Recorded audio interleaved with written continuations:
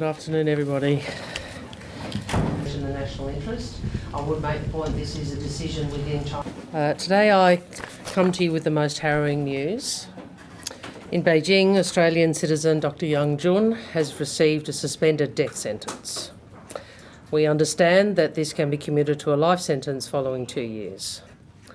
The Australian government is appalled at this outcome.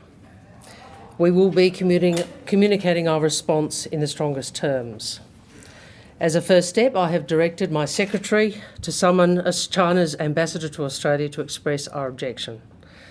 I want to acknowledge the acute distress that Dr. Yang and his family will be feeling today, coming after years of uncertainty.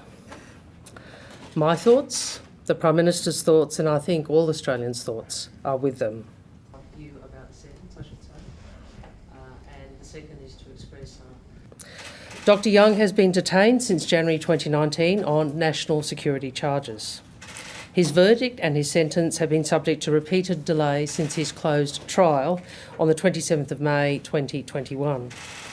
The Australian government has advocated for Dr. Yang with China at every opportunity and at the highest levels. We have consistently called for basic standards of justice, procedural fairness and humane treatment for Dr. Yang in accordance with international norms and China's legal obligations.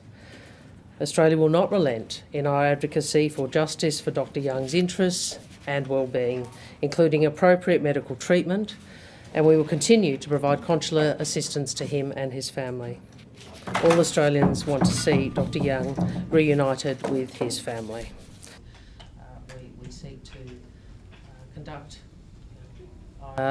We continue to press for Dr. Yang to have appropriate treatment, including in relation to his medical conditions with the Chinese authorities. With international norms and China's legal obligations. Australia will not relent.